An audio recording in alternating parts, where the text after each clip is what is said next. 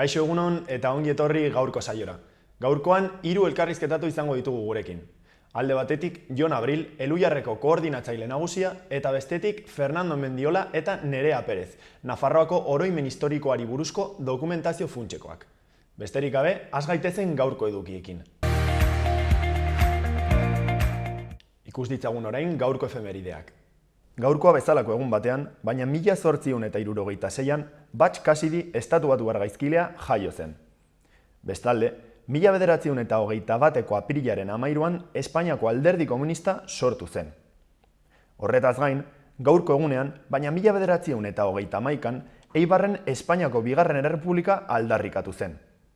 Azkenik, 1953ko apirilaren 13an San Frantziskoko badian 4 presok alde egin zuten Alcatarzeko presondegitik, James Borman, Fred Hunter, Harold Brest eta Floyd Hamiltonek. Ikus ditzagun orain gaurko lerroburuak.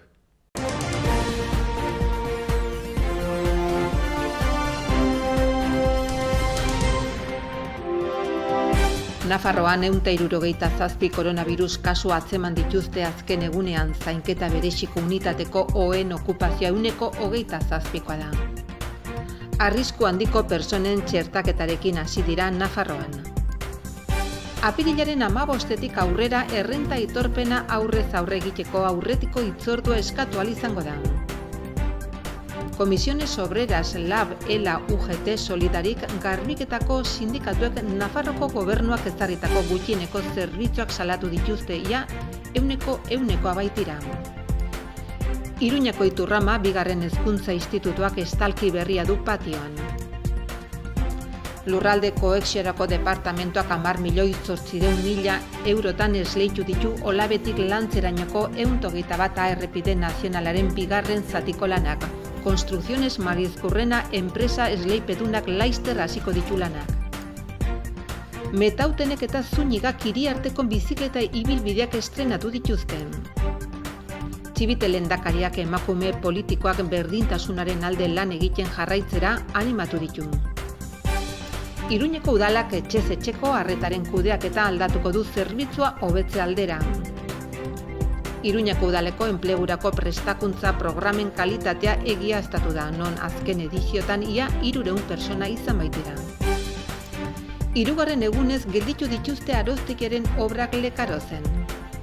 Remigia Etxarren Argako erregina hitzaldia oztoporik gabeko emakumeak 2 menderen artean, Condestable Zibiboxan gaur arratsaldeko 7:00. El Dromedario Records eta Nafarroko Down sindromearen elkarteak motxila 21 Ama Lurra, Madre Tierra bigarren lana aurkeztu du.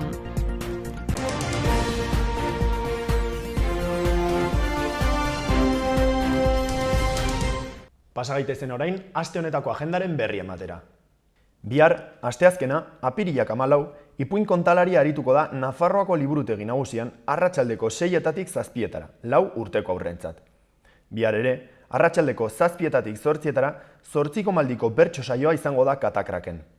Azkenik, Juslarrotxako Zibiboxean, arratsaldeko 7etatik 8etara, barneko iparroratza deituriko hitzaldia izango da, Unax Floresen eskutik. Bestalde, ostegunean, apirilak 15, liburu bat eginen dut deituriko tailerra izango da Berriozargo liburutegian, arratsaldeko 5:30etatik 6:30etara, 8 eta 12 urte arteko aurrentzat. Arratsaldeko 7etatik 8etara, Golen Baionan, Biziprest dokumentala proiektatuko da. Ostiralean berriz, apirilaren 16an, arratsaldeko 6etatik 7etara, Artikako liburutegian Bentura Ruiz ipuin kontalaria arituko da. Egun berean, arratsaldeko 8etan, Nahiak nahi kontzertua izango da Burlatako kulturetxean. Larun batean, Juslarrotxako Zibiboxean familiarteko arte laborategiak egongo dira, goizeko 11etatik 12etara, 6 eta 11 urte arteko horrentzat. Arratsaldeko 5etatik 6etara, Ingurumen Hezkuntzako museoan familiendako txangoa egongo da. 5:30etatik 7etara. Berriz, aurrendako sormen lantegia izango da Condestableren jauregian, 6 eta 11 urte arteko aurrentzat. Prezioa 2 eurokoa delarik. Atarrabiako kulturetxean, arratsaldeko 6etatik 7etara, Bideak deituriko dokumentala proiektatuko da.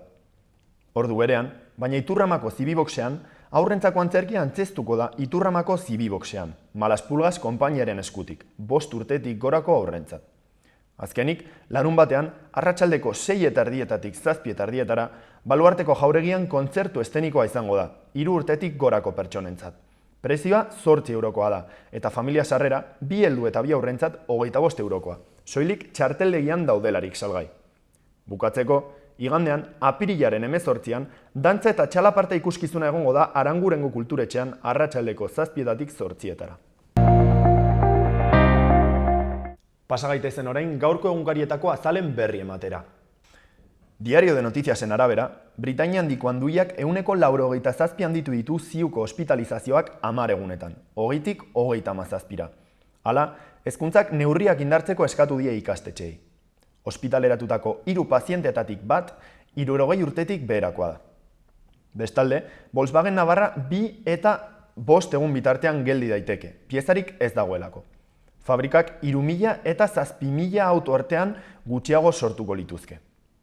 Horretaz gain, Maitane Melero 10.000 metroko Espainiako txapeldunak dioenez, ornoan pitzadura batekin korrika egin ahal izateak mirari bat izan da berarentzat. Bestetik, Navarra Suma eta EH Bilduk Audenasari buruzko azalpenak eskatu dizkioti Elma Saizi. Horretaz gain, erretiroa atzeratuko dutenei 12.000 euro ematea proposatu du Eskribak. Gainera, Iruñeko ELZ-tako langileak ez dira plantillan sartuko. Eta azkenik, Forbesek 2 bat beste fortuna sozialen artean onartu egin du. Diario de Navarraren azalak dioenez, Nafarroan koronavirusaren ondorioz ospitaleratutako 3tik batek 60 urte baino gutxiago ditu. Azken egunean, 3 hildako eta 193 ospitaleratu egon dira, azkenengoengatik 37 ziun. Bestalde, suhiltzailek 140 esku hartze gehiago izan dituzte Nafarroan, mendira egindako ateraldi masiboen ondorioz. Gainera, 12.000 eurorainoko saria erretiroa atzeratzeagatik egongo da. Gobernuak proposatu du erretiro goiztiarrenek eta legezko adinari atxikitakoek zigor handiagoa izatea. Horretaz gain, Jansenen lehen txertoak 70 eta 79 urte bitarteko pertsonei aplikatuko zaizkie. Konposatuaren 300.000 dosi dira ziztada bakarra behar dutenak. Bestalde, Volkswagen Navarra denbora luzeagoan geldituko da, mikrochip gutxi dagoelako. Landabengo plantan berriz ere hornidura falta da. Eta azkenik, Mailak etxez etxeko zerbitzuaren kudeak eta municipalizatua aldatu egin du, kalitatea eta kostu handiagoak galdu izana justifikatuz. Gararen arabera, epidemiaren evoluzioa oso txarra da Hego Euskal Herrian, non Bizkaia bakarrik geratzen bai da 100.000 biztanleko 400 kasutik behera. Erregistratutako kutsadura hazkunde nabarmenak EAEko udalerri konfinatuen kopurua 50 igo eta Gipuzkoa ixten du. Bestalde, 100 pertsona atera dira berriro kalera Amerikako estatu batuetako Minneapolis hirian, poliziaren bortizkeria eta arrazakeriaren aurka. Polizia zuri batek 20 urteko Downey Wright gazte afroamerikarra hil ondoren. Bestalde, Lakuan Zubilan gas esplorazioari uko egiteko iragarkia nola zehaztu zain, zuzenketa berantiarra mugimendu popularraren eta ekologistaren garaipen gisa ikusten da. Bestalde, Garak esan du Bulgaria herrialde bidegabea dela erretiratuekin, pentsioak ez baitira duinak kasu gehienetan. Berriaren azalak dio Eusko Jaurlaritzak Gipuzkoa osoa eta Bilbo itxi dituela perimetralki. Positibo tasa 8,9%koa da Hego Euskal Herrian. Bestalde, Euskadiko Orkesta Sinfonikoak Robert Treviño zuzendariak gidatuta Euskal Konpositore Unibertsalaren 6 lan sinfoniko argitaratu dituzte disko batean, Ondine Zigilloarekin. Horretaz gain, Ekuadorren eskuinak irabazi ditu presidente izateko hauteskundeak. Bestetik, hegoaldean eztabaida sortu du energia berriztagarrien ereduak. Jaurlaritzak 4 parke eoliko eraikina ditu Araban eta Nafarroan, eta eztabaida irekia eskatu dute eragile ekologistek. Gainera, Iranek Israeli leporatu dio herrialdeko gune nuklear handienari eraso izana. Teheranek eraso terrorista gisa izendatu du Natan zentralean gertatu den leherketa, eta mendekua iragarri du erregimen sionistaren aurka. Bukatzeko, Euskal Herria irratiaren arabera, Labek eta Elak garbiketa hitzarmenaren aurreakordioa kritikatu dute. Ez ditu grebaren helburuak betetzen, esan dute.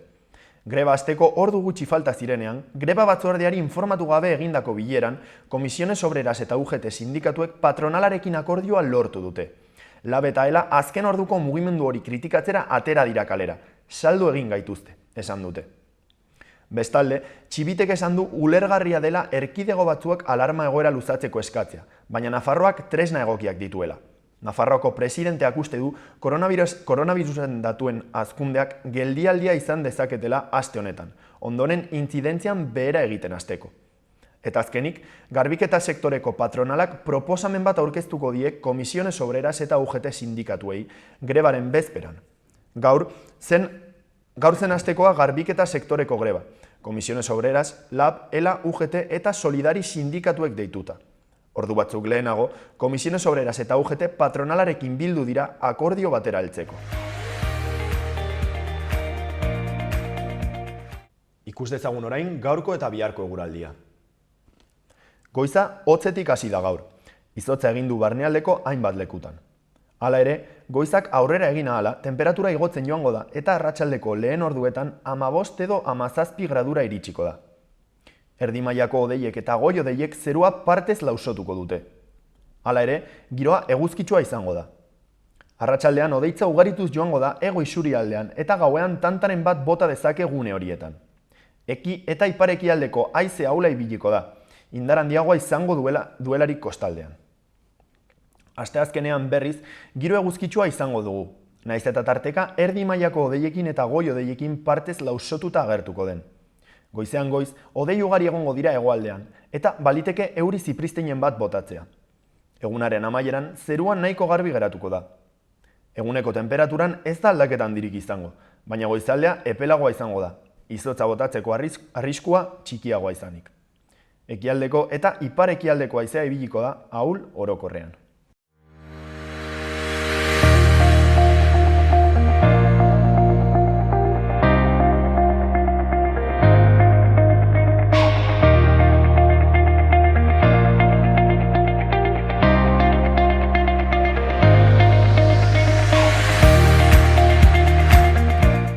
Aupa Jon, egunon, zer moduz? Egunon, ongitazek. Oso ondo, mila esker elkarrizketa eskaintzagatik, zure denbora eskaintzagatik. Guretzat zarte bat egiteagatik. Bai, zera, Jon, elkarrizketaren zergatia da, Elhuyar marka berritu egin dela, ez da? Marka berritu aurkeztu duzue. Beraz, nire lehenengo galdera da, marka berritua dela, baina ez berria. 1972tik dago Elhuyar, ez da? Beraz, aldaketa bat ulertzeko, ulertu behar da aldaketa horren aurretik zer zegoen, ezta? Agian, Elhuyarren kasuan jende asko edo agian jende gazteak ezagutzen du bereziki hiztegien, itzultzaileen atala, eta ez daki benetan Elhuyar hortik asko zaratago doala, ezta? Hori bakarrik zati txikitxo bat dela. Beraz, nahi nukene da azaltzea aldaketa hori lehortzeko zer den Elhuyar, ezta? Bueno, 1972an orain dela 49 urte sortutako erakunde bat da. Orduan kultura elkarte bezala batez ere euskaraz zientziaren eremuan zabaltzeko zientzialari eta irakasle talde batek sortutako elkartea izan zen.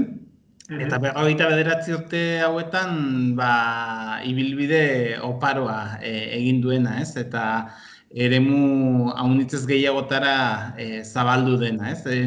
Zientzia euskaraz zabaltze horretan berehala sortu zen Elhuyar aldizkaria, gaur egun dugunaren abiapuntu edo izan zena, zientzia eta teknologia aldizkaria, euskaraz argitaratzen den bakarra. Eta gero horrek ekarri ditu bertzelako zientzia arloko bertzelako egitasmoa unitz garatzea, ez? 24 bat urte edo daramagu ETB-erako Teknopolis telebista saioa egiten, Euskadi Irratiko Norteko Ferrokarrila irratsaioa, Ekosfera irratsaioa ekoizten dugu Euskadi Irratiarentzat, zientzia.eus ataria dugu, gazteentzako hezkuntza arloan STEAM eremuan edo hainbat egitasmo, zientzia zoka edo bizilabe esperientzia laborategiak eurak edo, proiektu haunitz, ez? Baina zientziatik haratago, adibidez sortu zen beharra, euskaraz zientziako termino haunitz nola erabili behar ziren, ez? Eta horrek ekarri zuen terminologia sortzen hastea eta zientzia eta teknologiarekin hasi zena gero zabaltzen joan zen eta segurazki gure produkturik ezagunena horrela sortu zen, ez? Euskara gaztelania izan zen lehenbiziko, gero etorri zen Euskara frantsesa, eta gero etorri zen Euskara ingelesa. Eta horrek ekarri du hizkuntzaren inguruan egitasmo haunitz garatzea, ez? Horrek ekarri zuen itzulpen espezializatuetan trebatzea, batez ere zientzia liburuekin hasi, baina gero bertzelako eremu haunitzetara zabalduta, euskarara ekartzeko bertze hizkuntza batzuetako terminologia ere bai. Horrek ekarri zuen gerora ere, adibidez, itzultzaile automatikoa garatzea, ez? Orain berriki izen aldatu diogona, orain arte itzultzailea.eus dena elia.eus da, eta 6 hizkuntzen arteko itzulpen automatikoak egiten dituena, euskara, gaztelania, frantsesa, ingelesa, katalana eta galegoa. Edo, bueno, bertzelako egitasmo batzuetara ere sarbidea eman digu horrek, ez? Adibidez, adimen artifizialaren eremu horretan, hizkuntzarekin beti ere lotura handia duten egitasmoak, ez? Momentu honetan euskaraz ulertuko duen bozgorailu bat prestatzen ari gara, baina orain dela urte bat edo aurkeztu genuen adibidez, ahotsa testu bihurtzeko aditu.eus, ez? Pelikulaen edo bideoen azpitituluak sortzeko, baina baita ere ahots grabazio bat testu bihurtzen duena, edo zuzenean ere aukera ematen duen, eta orain ikerketa lerro honitz ditugu adimen artifizialean justu horren inguruan, ez? Ahotsa testu bihurtzeko, testua ahots irakurtzeko, sare neuronalekin eta adimen artifizialarekin sekulako jauzia eman da, eta, bueno, gu bagaude euskararentzat bereziki, baina ez bakarrik euskaraz, bertzelako aukera batzuk ere sortu nahian, ez? Ikusten duzunez, eremu zabala, eta hor, enpresekin lan horretatik ere etorri zen, euskara planak egitea administrazioarentzat eta enpresentzat, edo etorri zen hortik ere berdintasun planak egitea enpresentzat eta udalentzat, eta partaidetzat sustatzea, bueno, ikusten duzunez, eremu agitz zabalak haunitz, eta, bueno, lantalde haundi bat gabiltza, euskararentzat funtsean aukera berriak sortzen, eta gizarteari batez ere zerbitzuak emateko bokazio horrekin, ez? Eta esan liteke jon zuen Elhuyarren lanaren ardatza euskal hizkuntza eta zientzia direla beti ere, naiz eta beste gauza batzuetara eratzen duzuen zuen lana, oinarria esan liteke hori dela. Bueno, hori izan zen erranen nuke, abia puntua gaur egun behar bada ikuspegi zabalago batekin heltzen diogu, ez? Eta erraten dugu euskaratik, hau da ez bakarrik euskaraz, baina euskaratik ikuspegi horretatik teknologia eta ezagutza baliatzen dugula, eta horrekin zientzia zabaltzen dugula, ez? Baina ez bakarrik zientzia, ez, bertzelako jakintza batzuk ere bai. Eta batez ere, gizarte aktibo, kritiko eta berdintzale bat badugula begibistan, eta pixka bat hori dela gizarteari egin nahi diogun ekarpena, ez? Eta orain bai, Jon, hitz egin dugu Elhuyar zer denari buruz, orain Elhuyar marka berrituak zer aurkezten du, zer esan nahi du berrikuntza horrek? Bueno, ez da kasualidadea. Justu pandemia hasi aurreko hilabete lehenago edo heldu genion gure komunikazio eta marka estrategia lantzeari, ikusten genuelako hain zuzen ere, orain aipatzen zenean hori, ez? Jende honitzek Elhuyar lotzen du batez ere hiztegiarekin, behar bada zenbait jendek zientziarekin, baina bertzelako eremu haunitzetan gure marka etzela hain ezaguna edo jendeak ez gaitula hainbertze lotzen eremu horiekin, ez? Eta hori hobekiago komunikatzeko beharra zedaritu ginen, justuki ere komunikazio arduradun berria hastekoa zen garai hortan, eta momentu hori baliatu nahi izan genuen, ez? Eta gogo eta horretatik etorri zen bertzeak bertze marka irudia bera ere berritzeko beharra.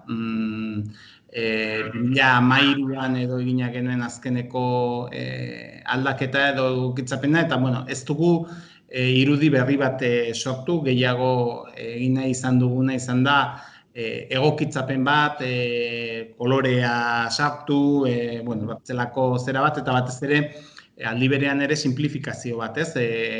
Azkenean zerbitzu diferenteak eskaintzen ditugu, eta orain arte haunitz markatu ditugu zerbitzu horiek, ez? Eluiar zientzia, edo eluiar aholkularitza, edo eluiar hizkuntza eta teknologia, eta, bueno, justu nolabait eluiarren aterkipean jarri nahi ditugu horiek guztiak eta marka hori bateratu, ez? Eta batez ere, gizarteari helarazi nahi diogun diskurtso hori edo zer den egiten duguna kontatzeko hori landu nahi izan dugu eta hortik etorri da marka berritzea eta markarekin batera webgunea bera ere bai, ez? Eluiar.eus webgunea. Sare sozialak ere, sare sozialei izenak eta aldatu izkiozu ere, ez da? Eta... Bai, horrekin lotua dago erabat, ez? Azkenean horre ikusi genuen, nahiko mundu berria da oraindik sare sozialena eta egunero aldatzen ari da. Bai. Azkeneko 10 urteetan sekulako iraultza izan dire, gauza batzuk joan gara bidean ikasten eta momentu batean kasik izugarri gauza espezializatuak eta eskaintzen genituen sareetan eta ikusi dugu, simplifikatzera jo dugu eta kontzentratu dugu 3 indar ideietan edo ez bat da eluiar bera, komunidade oso bat bezala, bertze bat gehiago zientziarekin edo lotutako edukiak edo gaiak izan daitezkenak eta bertzatuk hizkuntzarekin edo lotutakoak, ez? Hau da, batez ere hizkuntza kalidadearekin, hiztegiarekin lotutako horiek, euskara ongi erabiltzeko gomendioak, pixkat hortikan lotuak, ez? Eta orduan, estrategia bideratu dugu gehiago 3 zera horietara, ez? Nolabait 3 kontu nagusi horietara, gero, Teknopolis bezalako telebista programa batek eskatzen du bere sare propioa edukitzea eta horrek badauka, baina adibidez zientziak biltzen ditu, zientzia eduki guziak, hasi zientzia eusetik, baina aldizkarikoak, Teknopolisek berak sortzen dituenak edo zera, ez? Norteko ferrokarrila bezalako saio batek, eta bai egin dugu ordenatze bat eta simplifikatze bat, ez? Eta harrera ona izan du markaren berrikuntza honek momentuz? Bai, egia da, azkenean irudi aldetik ez da behar bada sekulako aldaketa izan, baina jendeak erran digu batetik garbiago eta argiago ikusten duela, eta oso bitxia izan da, adibidez, gure leloa ezagutuz aldatzea da, badira 8-9 urte edo erabiltzen dugula lelo hori, eta nonbait lehenagoko logotipoan etzen hain agerikoa, zen haunitzek orain deskubritu dute, egia da orain protagonismo handiagoa hartu dela, kolore biziago batekin eta jende haunitzek orain deskubritu du hori dela gure leloa, ezagutuz aldatzea, eta haunitz gustatu da, eta azpimarratu du irudi modernoa dela, gaurkotua, eta, eman nahi dugun mezu horretarako egokia dela, ez? Beharrezko aldaketa zela uste duzuen? Bai, aspalditik genbiltzan egia ban antzineko krisitik onat justuki komunikazioan ikusi dugu hobetzeko alderdi bat bagenuela. Behar bada barne komunikazioan baditugu oraindik ere hobetzeko kontuak, baina alegina handiagoa egin dugu barne komunikazioan eta taldea trinkotzen eta alegina handia egin dugu hor. Eta egian gutxiago zaindu dugu kanpo komunikazioa, ez? Eta horre ikusten genuen gizarteari eskaintzen diogun hori dela gure funtsa, gizarteari eta gure komunitate hori, ez? Bazkideek, arpidedunek, gure hiztegien erabiltzaileek, aldizkariko irakurleko horiek denek osatzen duten, edo gure bezeroek, hornitzaileek osatzen duten komunidade hori zor diogula ere egiten duguna, ez? Eta Eluiar aldizkariaren irakurle batek segurazki badaki hiztegia egon badagoela, baina hiztegiko erabiltzaile haunitzek ez dute aldizkaria ezagutuko, ez? Eta hor estrategiak garatu nahi ditugu, elkar elikatzeko, elkarren berri izateko, eta beharra da, pentsatzen ari naiz instituturako lan bat egiten ari den gazte bat Eluiar hiztegira joaten denean hitz baten bila baina gero lan bat egin behar duenean zientzia arloko gai batekin, behar da ez du lotura egiten Elhuyarren bertan izan dezakela erantzun hori, ez? Eta gu pixka bat, edo gero itzultzaile automatiko bat erabili nahi duenean lotura hori ere egitea batzutan ez da hain erraza, eta hortik jo nahi dugu, eta hori izango da horrengo hilabeteetako apustua, ez? Ikustaraztea, erabiltzaile bakoitzari bertzelako eskaintza batzuk egitea eta ikustea gure eskaintza hori zabala dela, ez? Elhuyar bere osotasunean erakustaraztea, ez da? Hori da, funtsean egin nahi duguna gero, zerbitzu batzuk publiko jakin batzuentzako bakarrik izan dire, baina gutienez jakitea horretan ere aritzen garela, ez?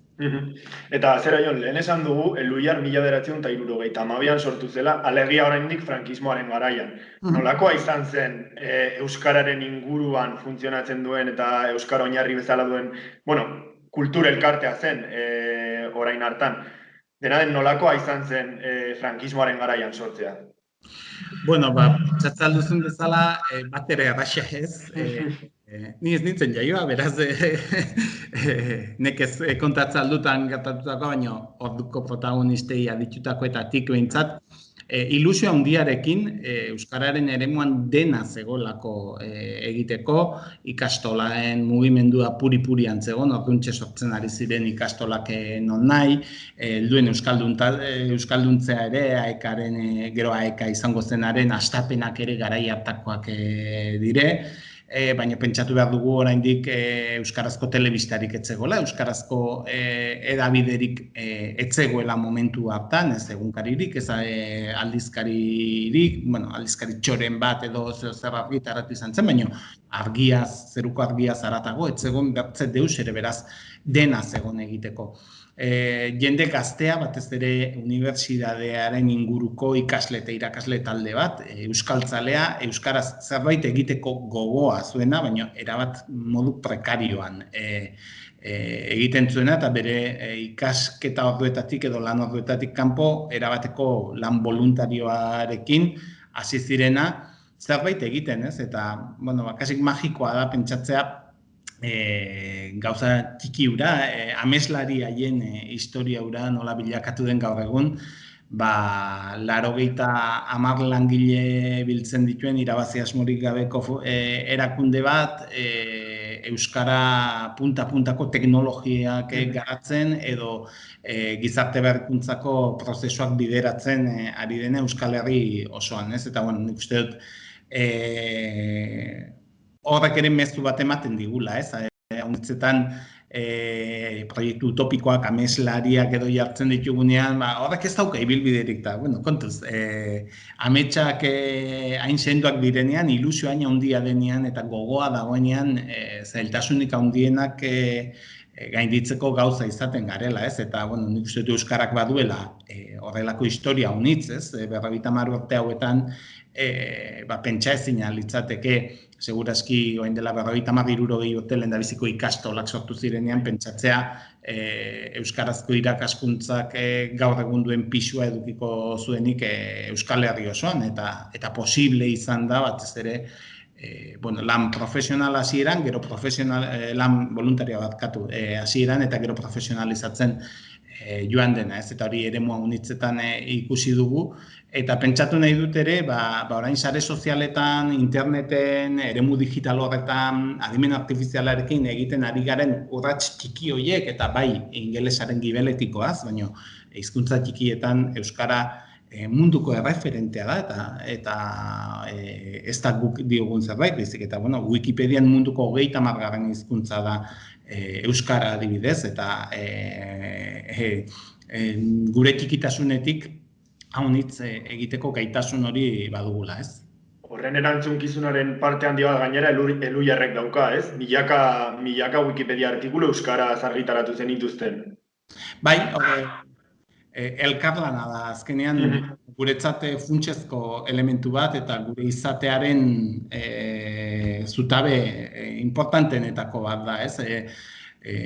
Batetik ezagutza eta gaitasun guztiak ez ditugulako, guk neurri handi batean zabalkunde lana egitera dedikatzen garelako, eta beraz, guretzat nahitaezkoa da elkarlanean jardutea, ez? Eta elkarlan horretan aritzen gara unibertsitateekin, administrazioarekin, euskalgintzako erakundeekin, gure bazkidekin, kolaboratzaileekin, zientzialariekin, jende haunitzekin, eta Wikipedia bezalako euskal Wikipedialarien elkartearekin ere elkarlan hori sustatu nahi izan genuen, eta guk genituen erreferentzi, definizio eta horrelakoak euren eskura jarri genituen, eta horrek haunitze aberastu zuen, ez? Bertzelako sekulako lana dago Wikipediaren gibelian, Elhuyarrek egin duena ekarpen bat da, uste dut baietz, ekarpen importantea eta haunitze lagundu duena, baina bertze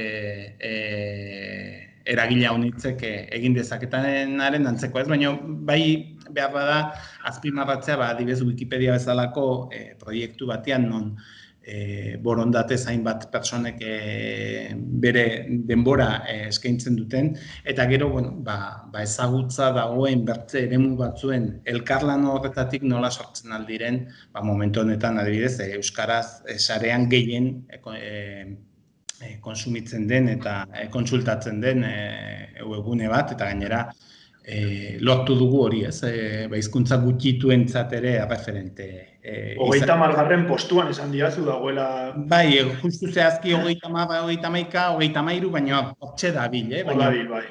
Erran edut, ez dakit 7.000 bat hizkuntza daude munduan, ezagutzari dagokionez gu ez gaude segurazki 100 lehen da biziko hizkuntzetan, ez dakit seguru zenbat islari dituen, baina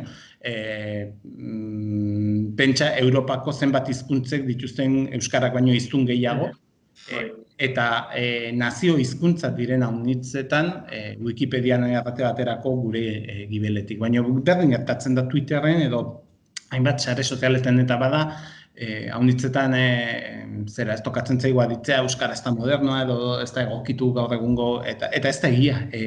Euskara teknologia berrien eremuan punta-puntako hizkuntza bat da, eta momentu honetan adibidez hizkuntza teknologien eremuan, adimen artifizialean, segurazki hizkuntza txikietan puntakoena dela erratera ausartuko nintzateke eta erreferente ere bagara. Eta momentu honetan adibidez, Kataluniarako, Galiziarako, Oksitaniera edo Aragoiera bezalako hizkuntzentzat puntako teknologia garatzen ari gara euskara abiatuta, eta uste dute guri begira ari zaizkigu, eta hori ere erran beharra dugula, eta erreferentzialtasun hori irabaztea ere uste dute importantea dela, ez? Eta zera, Jon, zein paper jokatzen du Elhuyarrek euskal gizartean? Zein erantzunkizu dauka zuen fundazioak? Nik uste dut batetik gure txikitasuna edo gure zera ere azpimarratu behar dela. 80 laguneko erakundea gara, ez gara erakunde txikia, baina aldi berean ere horrek bere mugak ditu. Erranen nuke euskararentzat behintzat behar da eskaintzen duela edo gutxi landutako eremu batzutan aritzea, euskarazko hiztegi referentzialena eta bisita gehien dituena, iaz 65 milioi kontsulta baino gehiago izan dituen hiztegia, 10% hazkunde izan duena gainera. Euskarazko zientziaren divulgazioko erreferente nagusia. Horrelakoetan Elhuyarrek bere ekarpena egiten du, ez? Adimen artifizialan ez gara gu bakarrekari, baina erran daiteke erreferente nagusietako bat behintzat bagarela, eta hor daude gure proiektuak eta gure emaitzak, eta nazioarteko 3 sari eskuratu genituen iaz adibidez, gure lanagatik, Estatu Batuetan 2 eta Europan 3 bat, edo Europan iaz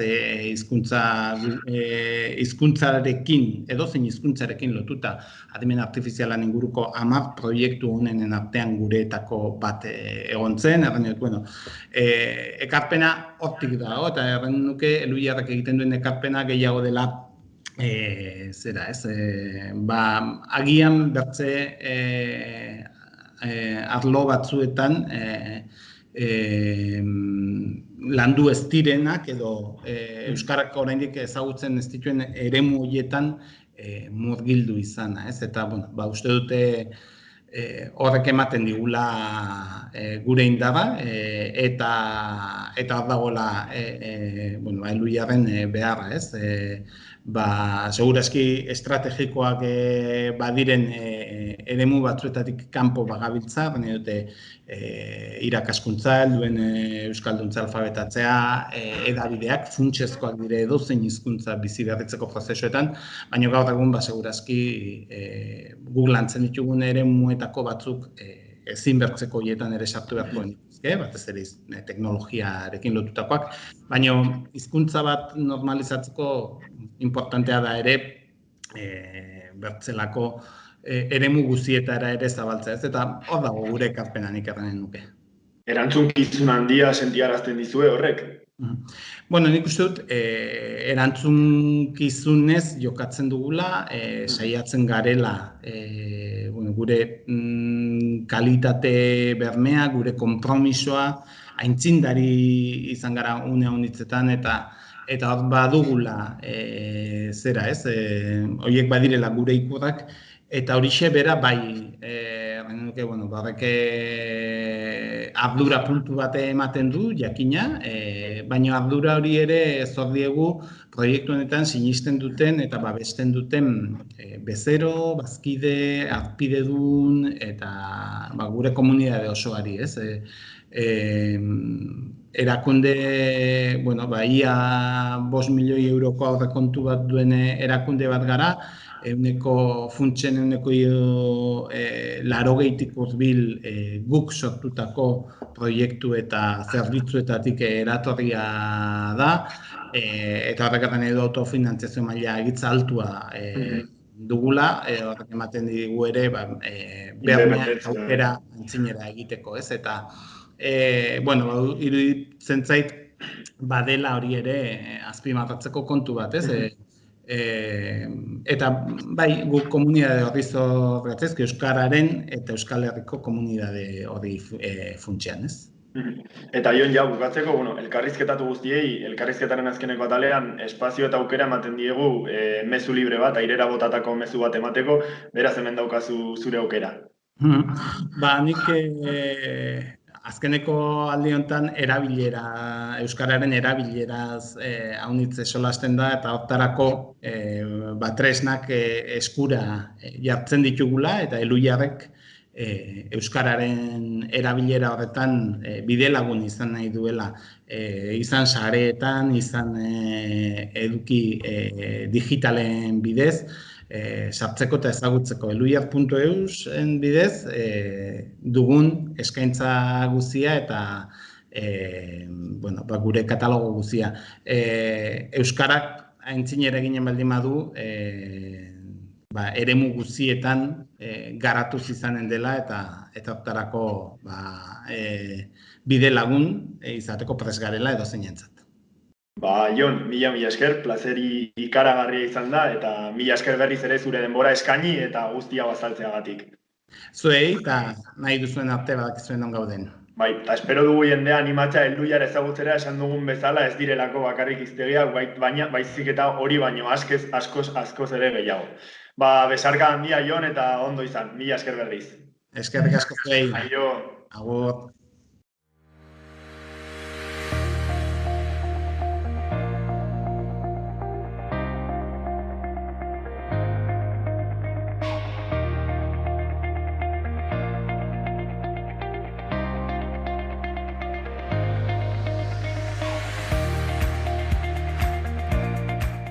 Ikusitzagun orain Iruñerriko albisteak.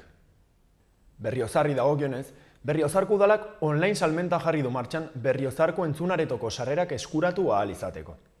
Udalak eskaintzen dituen zerbitzuak zabaldu eta eguneratzeko, eta kultur programaziorako sarrerak online eta ohiko txarteldegian erosi ahalko dira. Entzunaretoan programatutako jarduetarako sarrerak berriozar.eus webgunetik eskuratu ahal izanen dira. Udalak gogorarazi egiten du entzunaretoko txarteldegia saio hasi baino ordu bete lehenago zabaldu egingo dela. Garaiz heltzea eskatzen da, sarrera modu ordenatu eta mahailkatuan egin ahal izateko. Bestalde, maskarilla erabiltzea derrigorrezkoa da. Burlatari dagokionez, jardunaldiak egingo dira apirilean Gazte zentroan, eta maiatzetik ekainera adinezkoentzako ekintzak izanen dira. Izen ematea, 948-012-012 telefonora egin behar da gaurtik apirilaren 16-ra. Iruñari dagokionez, Iruñeko udalak etxez etxeko laguntzaren kudeaketa aldatuko du, zerbitzua hobetzeko, erabiltzaileen beharretara azkarrago eta eraginkorrago egokituz. Udal enpresa publiko berriak kalitatea hobetu, kexa kopurua murriztu eta kontratazio pertsonalaren zurruntasuna saietsi nahi du. Bestalde, atzo iritsi zen on-off gazteriaren etxera. Erakusketa horrek teknologia berrien erabilerari buruz hausnartzen du, eragin kaltegarriak saihesteko helburuarekin. Nafarroako gobernuak eta drogei buruzko plan nazionalak hartzen dute parte erakusketa honetan, eta apirilaren 3 asteazkenetan egiten dira tailerrak. Beste alde batetik, Iruñeko udalaren enplegurako prestakuntza programen kalitatea egiaztatu egin da. Azken edizioetan ia 300 pertsonengana iritsi baitira. Lantegi eskolek, langabetuentzako ikastaroak eta kartzelan egindako tailerrek betetzearen ziurtagiria jasotzen dute ofizialki. Horretaz gain, Milagrosoko auzotarrentzako aparkaleku berde esklusiboak eta Etxabakoizko iparraldeko aparkalekuko egonaldi luzeko laranjak onartu egin dira. Horretaz gain, Iruñeko udalak txanda irekiko du lanpostu baterako deialdia egiteko. Udalaren sistema informatikoaren arduraduna hautatzeko. Tokiko gobernu batzarrak urrian hasiko den hautapen prozedura onetsi egin du. Eta azkenik, Joakin Maia musika eskolak ikasle berriantzeko aurre inskripzioa egiteko epea zabaldu du apirilaren 14tik apirilaren 23ra. Aurre inskripzioa webgunearen bidez edo 010 telefonoan egin daiteke.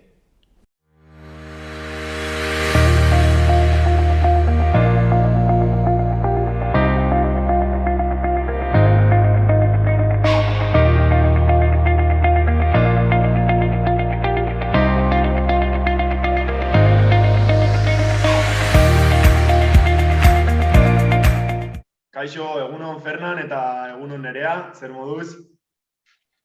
Egunon. Mila esker elkarrizketa hau eta zuen denbora eskaintzagatik hori hasteko. Eta zera, elkarrizketa honen zergatia, zera da, azaldu behar diguzue Nafarroako oroimen historikoari buruzko dokumentazio funtsa, ez da? Zu Fernan, bertako zuzendaria zara, zu Nerea koordinatzailea. Beraz, gure ikusleok jakin dezaten ezagutzen ez dutenentzat nahiko nuke lehendabizi azaltzea zer den. Noiztik ari zaneten honetan lan egiten eta zergatik hasi zineten honekin ere. Historiarekin hasteko igual hobeto Fernan zu, egon zainera hor hasieratik, ez? Igual hobeto zuk egiten baldin baduzu, sarrera hori. Bueno, vale, bai, hasteko ere mila esker zuei eta Saroa Telebistari pixka bat honen berri emateagatik, ez da, ze batzutan unibertsitatean egiten ditugun gauzak, egite ditugu, baina gero kostatzen zaigu jendearen gana llegatzea, beraz, eskertzen da aukera hau. Eta, gero, pixka bat, gure funtsa eta gure proiektu honek ja baditu urte batzuk, ze egia esan, 2011 urtearen bukaeran hitzarmen bat sinatu zuten Nafarroko Parlamentuak eta Nafarroko Unibertsitate Publikoak, eta hor, pixka bat akordio edo hitzarmen hortan agertzen zen, garatuko zela oroimen historikoaren, Nafarroko oroimen historikoaren funtsa dokumentala. Eta, gero azalduko dugu pixka bat hori zer den, baina, hori proiektua berez, 2012an hasi zen ja, hor bi ikerlarik momentu hortan, eta duela oso gutxi proiektuaren zuzendari eraman du. Eta, 2016tik aurrera eta pixka bat aldaketaren gobernuarekin parlamentuaren diru laguntzari edo gehitu zitzaion Nafarroko gobernuarena, eta orain Nafarroko Memoriaren Institutuarena. Tarteka ere Iruñeko udalea erekin ere izan dugu elkarlana, eta azken batean hori 10 urte daramagu proiektuetan, gero eta handiago, gero eta ikerlari gehiago ere kontratatuak, informatikariak ere, eta ari gara, bai. Eta zertan datza proiektu honek, zertan diharduzu zuek? Pues azken finean, proiektua berez jaiotzen da Gerra Zibilean bitartean, 36-tik 3 eta frankismoan 75 arte, errepresaliatuak izan ziren pertsonen datu base bat sortzeko, eta azken batean datu base bat sortzeak suposatzen du behar duzula oinarri tekniko bat, baina gero datu base hori elikatzea, ez? Eta, azken batean ikerlarien lanari esker eta ikerketa lana aurrera eramaten da datu base hori elikatzeko, errepresaliatuen inguruko informazioa bildu, iturri desberdinak aurkitu, konsultatu, kontrastatu, eta aurkitzen den informazio guztia, datu base horretan sartu, ezta? Izenak, personak, historia horiek eta errepresioaren alor desberdinak, datu base horretan ez biltzeko. Eta zera, zein modutan egiten duzu informazio bilketa hori? Funtsaren web horrian irakurri dut, ahozko testigantzetatik hartzen duzuela, gero zer nolako moduetan lortzen duzu informazioa? Bueno, hor, pizka bat egiten duguna da, lan ezberdinak, ezta? Alde batetik, gu geuk eta gurekin dauden ikerlariek ikerketa primarioak edo deitzen direna egiten dute, bai elkarrizketak eta baita artxiboetan, artxiboetan joan, eta gero baita ere, beste batzutan ere jasotzen da, beste argitaratua dagoen informazioa, beste, adibidez, hasiera batean, funtsezkoa izan zen Altafaia kulturtaldeak eginiko lana, eta horren ustuketa, hor agertzen diren izen guztiak, ez bakarrik fusilatuenak, edozein errepresio mota jasan zutenak ere, eta pizka bat hori da, izenak hartu, izenekin lotuta beti zigorrak, ze zigorrak jaso duten, eta beti ere jasotzen dugu ere zein iturria, ez da nondik atera dugun informazioa. Gero azken batean, familiarrek, edo elkarteek, edo erakundeek, edo beste ikerlariek, edo nork nahi baldin badu informazio gehiago, beti ere jakiteko nondik aterata dagoen informazio hori. Milaka eta milaka izen daudela hori irakurri du web horrian, ez da? Izan ere, web horrian sartzean hori jartzen du lehen, gauza lehenetarikoa hori da, ez da? Bai, urte asko eta errepresioa pairatzeko eta sufritzeko modu desberdin asko. Orduan, zentzu horretan, personak milaka eta milaka dira, eta kontutan izan da gainera, oraindik falta zaizkigula, frankismoaren urte askoko datuak, izenak eta jasotzea. Orduan, milaka izan dira, badira eta askoz gehiago izango direlakoan. Eta zera, beste unibertsitate batzuetako irakasle edo profesionalekin ere lan egiten duzu, ez da? Hau da, zuen lana ez da bakarkakoa. Elkarlanean aritzen zarete beste unibertsitate edo beste erakunde batzuekin ere? Bai, egia esan, gainera proiektua horrela jaio zen. Proiektua datu basea martxan jarri zenean, momentu hortan proiektu gutxi zeuden estatuak, horren antzekoak, eta, zailtasun bat zen software edo lortzea, eta, hori momentu hortan bat zegoen Galizian oso proiektu punteroa, ez da, Nomese Voces, eta, bertako Santiagoko Unibertsitateko ikerlariek bultzatua, baina baita ere Galiziako beste unibertsitatetakoak. Momentu hortan ere, Galiziako zuntan ere, zegoen, bestelako gobernua eta gobernu horrek ere bultzatu zuen ekimen hori.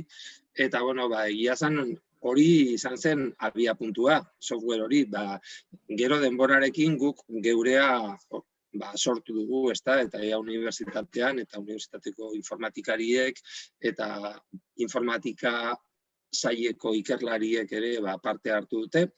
Eta, hori alde batetik, baina gero ere, badugu ere nola baiteko aholkularien batzorde bat, beste estatuko beste unibertsitateetan daudenak, eta hor, estatu mailan gai hauetan dauden aditu guztiak ez, baina nagusienetako batzuk behintzat badaude, ez da, izen batzuk aipatzearren, beti aipatzen dugu Paul Preston, ez da, edo Francisco Espinosa, edo Julian Casanova, eta beste batzuk ere. Eta zera, profesional hauetaz gain ere, irakurri nuen web horrian zuen proiektu irekia dela, ez da? Edonork parte hartu alduela. Berez bai, gainera, Bueno, nik uste dut ere zentzu desberdinetan, ez? Jendeak parte hartu dezake eta gainera jendeak laguntza eskaintzen digu, bai egiten dituen ikerketen berri ematen digutelako, bildu duten informazioa komunikatzen digutelako, konpartitzen dutelako, inkluso dokumentazioa bera funtsak sortzeko nola edo ala, ematen digutelako edo errazten digutelako, ez hori alde batetik, bai ikerketa munduan dabiltzan ez bakarri profesionalki zein sozialki ere dabiltzan personak lan egin izan dute gurekin, gauzak eskatzen dizkigute, baina gauza asko ematen dizkigute ere, eta arduan zentzu horretan, nik uste dute balore bat dela, elkartruke bat dagoela ez, lanean eta ikerketan dabilen jendea prest dagoelako, bere lanaren fruituak konpartitzeko eta baita ere behar dutenak, bai galderak dituztelako edo zerbait behar dutelako, gugana ere jo izan dutelako. Horretaz aparte, datu base hori web orriaren bitartez irekia izatea, suposatzen du, bai, errepresaliatu horien zenide, gaide, edo aipatutako ikerlari horiek, parte hartzen dutela, bai datu osagarriak eta informazio osagarria ematerakoan, inkluso egon daitezken datuak edo okerrak zuzentzerakoan, eta zentzu horretan baita ere, elkartuke bat dago, informazio guzti hori osatzeko eta, nola edo ala, beti esaten dugun bezala, edo elkarrekin pixka bat sortzeko, ez? Eta, irekia izateak adierazten du, bai ikerketak eta gure lanak, elkarrekin elikatzea. Beraz, ikusleok jakin dezaten, zuek egiten duzuen lanaren berri izateko, web orrian dago guztia eskuragarri, ez da? Bai. Gainera, lehen aipatu dugu, ez da, Galiziakoa momentu hartan bazen estatu mailan aitzindaria, ez da, webgunea, eta orain nik uste lasai aski ere esaten aldugula, ja urte asko dara matzagula lanean, eta geurea dela aitzindaria. Gaizki dago guk esatea, baina, horrela baldin bada, horrela da. Horrela da, bai. Eta horren froga da, edo pixka bat, hortara nijoan, ez da, ez bakarrik hori esatera. Azken batean, bilaketa mota asko egin daitezke webgunean. Bilatzen aldira, kanpotik, guk noski datu baseak aukera asko emate ditu, baina kanpotik ere edozein erabiltzailek bilatzen aldu, bai errepresio mota ezberdinak, bai herrika, bai elkarte politikoen arabera, bai espetxe edo gatibualdi zentroen arabera, bai bizitokiaren arabera, bai jaiotze tokiaren arabera. Hau da, bilaketa mota asko egin daitezke, hori alde batetik, eta gainera ere, informazio ere asko itzultzen du, eta gero beti zerrendak ateratzen aldira, herri bakoitzeko, ez dakit, jakin nahi dut, blitazen zenba jente egon zen espetxean. Ateratzen alduzu zerrendatxo bat, ezta? Edo zenbat emakume, edo ablitazeko zenbat emakume, baina UGT-koak. Pizka bat aukera asko ematen ditu alde hortatik, eta gero ere, persona bakoitzari buruz ere, posiblea da, zuke webgunean ikusten duzu pizka bat informazioa, baina, badago aukera ere informea imprimatzeko, nolabait, eta orduan aplikazioak PDF bat sortzen du, eta eskuratzen alduzu PDF bat non agertzen den informazio guztia, beti ere PDF hortan, artxibo hortan beti esaten da zein egunean den sortua, igual hurrengo egunean dago informazio gehiago, ez da? Edo igual hurrengo egunean konturatu gara beste ikerlari batek edo ikusi du akats bat zegoela, hori aldatzen da, edo igual persona hori imprimatzen duen, artxibo imprimatzen duen personak ere ikusten ditu akatsak edo gabeziak, eta badu aukera ere. Orduan, bai, nahiko, komien artean pizkat interaktiboa da, ez gehiegi ere, ez da? Ari ginen irekitasunari buruz ere, norbaitek zerbait akatzen bat ikusten badu ere, zuei esan aldizuela aldatu egiteko. Hori da, bai. Eta zera, bikote, orain, galdera bat egingo dizuet, eta bakoitzak erantzutea nahiko nuke. Zuek, oroimen historikoaren arloan ari zarete. Horrek nolabait esan nahi du jendeari oroitarazi egiten diezuela, milaka biktima daudela, ahaztuak izan direla, eta zuek ikaragarrizko lana egiten ari zarete. Ze kontzientzia maila honi buruz dagoela gizartean uste duzue? Zuek oroitarazten ari zarete, Eta horrek esan nahi du jendeak ahaztu duela, edo... Nik uste dut, behin eta behin, gu honetan lanean ari baldin bagara, bai da zen, egin handi batean, demanda sozial bat dagoelako, eta gu gure lanarekin historiaren alorretik edo historiaren esparrutik ari gara eskari horri erantzuten. Beraz, hasteko ez dakizen punturaino den zenbatakien jendeak edo ez, baina badago, kezka bat, inkietude bat, eta azken batean gure lana horretatik etortzen da handi batean, eta eskari horri ere erantzun nahi dio eta erantzuten dio. Orduan berez bai dago, ez? Fernan, ez dakizu ze uste duzu, baina bai dago gizartearen partetik demanda hori, eta hain zuzen ere horrek ematen digu guri ez, lan esparru honetan, aritzeko ardura bat edo lan bat. Bai, erabat ados, nirearekin.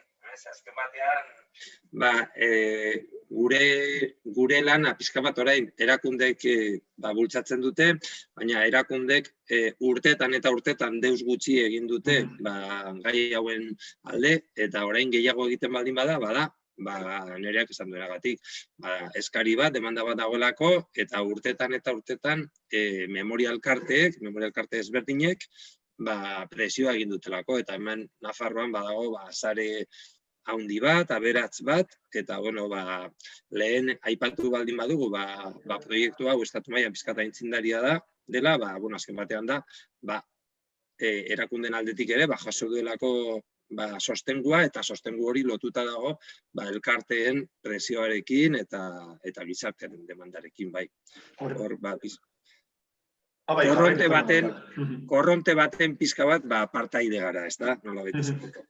Zera, esan berri duzu, Fernan, justu orain horri buruz galdetu behar nizuen. Oroimen historikoaren arloan dagoen bez instituzionalari buruz. Esan berri duzue orain handiagoa dela, ez da?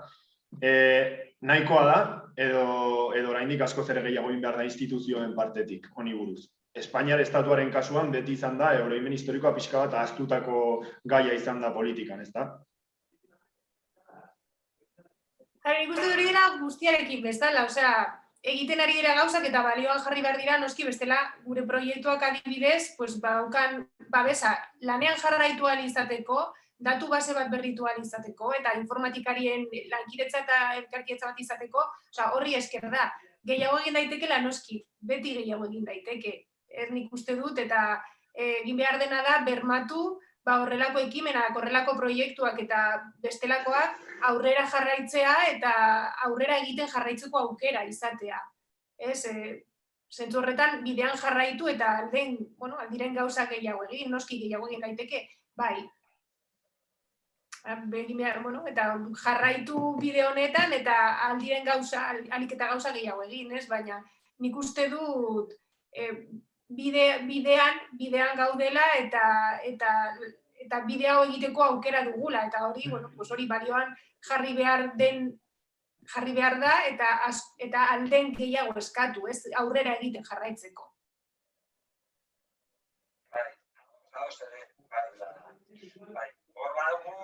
Nereak aipatu du, guk orain arte lan gehien egin dugu gerra zibilaren inguruan eta justu gerra osteko urteotan, oraindik ere hor badugu lana egiteko, segia zen errepresio kuantitatiboki eta kualitatiboki ere, hori izan zen aizkoradaka bortitzena, ez da? Baina gero frankismoak bere urte guztietan erabili zuen errepresioa, eta egia esan, azkeneko hamarkadak aztertzeko badugu gabezi bat, eta badago arazo bat, eta da, iturri asko direla konsultatu, eta, orain ari dira berriro eztabaidatzen sekretu ofizialen legea, baina horrek azken batean bermatzen du isiltasuna eta ez bakarrik hori impunitatea ere, ez da? Orduan, zereginak badaude, bai.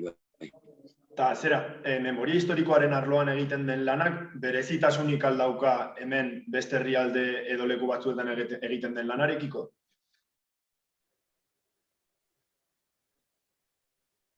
Berezitasunik ez dakit, ni bai nabarmenduko nuke, lehen eta hitz egiten egon garenaren arira, Nafarroa nola izan den, Nafarroak izan du oinarri bat 80. hamarkadaren erdialdetik, gure lanak izan duen eta izan duen ez dakit berezitasuna, abantaila edo nola esan, baina dalen Fernanek aipatu duen Altafaiak egin zuen lana, 80. hamarkadaren erdialdean, orduan hori ez da gutxi, eta horrek oinarri bat eman digu lanean hasteko, jarraitzeko eta egiteko proiektu kolektibo bat, eta gainera metodologikoki eta historialarien parte hartzearekin, orduan goiztiarra da, eta nik uste dut memoria historikoaren arloan lanean ari gaudenontzat oinarri bat ematen digula.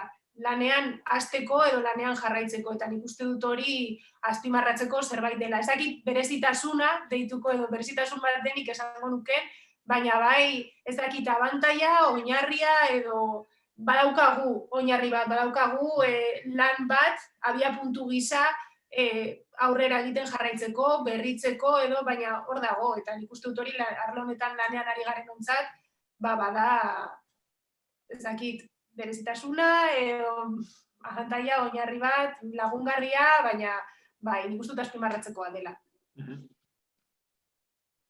Fernan, honi buruz zeo zer esateko?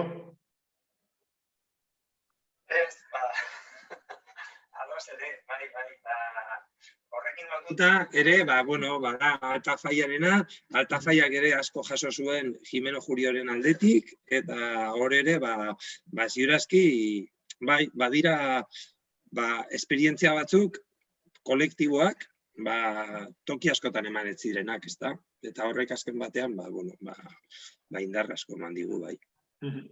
Eta, bikote, bukatzen joateko elkarrizketatu guztiei, elkarrizketaren azkeneko atalean, espazio edo aukera bat ematen diegu, airera nolabait mezu bat botatzeko, beraz, zuetako bakoitzak orain dauka aukera, eta jendeak ikusteko ere, esan nahi duzuen hori airera botatzeko. Venga, Fernan, nahi nazizu.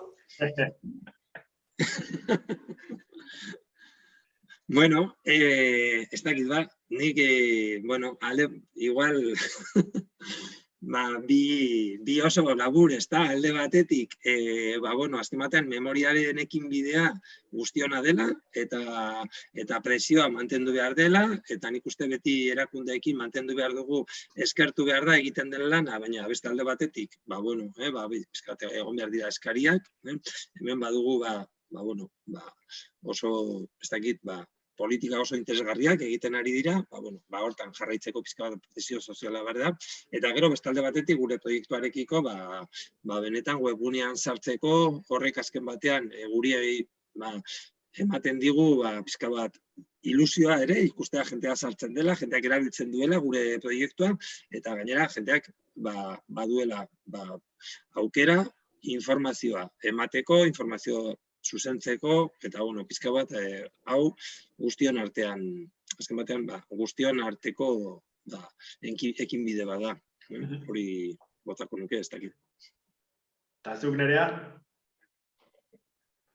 Horretaz aparte, azken batean ikustut beti, horrelako galderak egiten dizkigutenean, ni sentitzen ez beti berdina errepikatzen dudala, eta beti berdina esaten dudala, baina uste dudalako dela balioan jarri beharrekoa gure lana, alde batetik, Fernanek aipatu dena, guztion lana dela eta guztiok elikatzen diogula lan honetan, eta arlo honetan, bai sozialki zein historiografikoki aurrera egiterako orduan, hori alde batetik. Niri beti gustatzen zait azpimarratzea, eta hau da ez da horren beste, ikusle garen gana zuzendu edo, baina bai, zen importantea, niretzat behintzat, historialari bezala, izan den azken batean, horrelako arloak, horrelako eskari sozialari erantzuten diozunean, historialari bezala eta historiaren arlotik egin daitezken ekarpenak ikustea edo bizitzea edo sentitzea. Niri gertatu zitzaidan eta gertatu izan zait udalarekin lankidetzan egin genuen proiektuan eta horren besteko elkarrizketak egin genituenean, elkarrizketa pila bat, denbora tarte motz batean asko izan ziren, eta ikustea jendearen jarrera, jendearen prestutasuna parte hartzeko, bere historia kontatzeko, eta gainera eskertuta, eta azken batean hori sentitzea zure lanak aukera hori ematen ari dio jendeari, eta gainera erantzun bat jasotzen duzu, Eta orduan, bai nik azpimarratzea gustatzen zait beti esatean, nire behintzat, bai personalki eta baita ere historialari bezala zein aberasgarria izan den, eta baden zentzu horretan zure lanaren funtzio edo deitu beste modu batera, baina soziala ikustea eta bizitzea. Bueno, bikote, hau izan da guztia, mila esker berriz elkarrizketa eskaintzagatik eta mila esker egiten duzuen lanaren gatik ere. Eskerrik asko zuei. Mila esker zuei, Pablo, eta zegiola. Eta hori, nahi duzuenean xaloan daukazue espazio bat, nahi duzuen hori ikuslebi kontatzeko. Mila esker berriz eta besarka handia, bikote. Aio.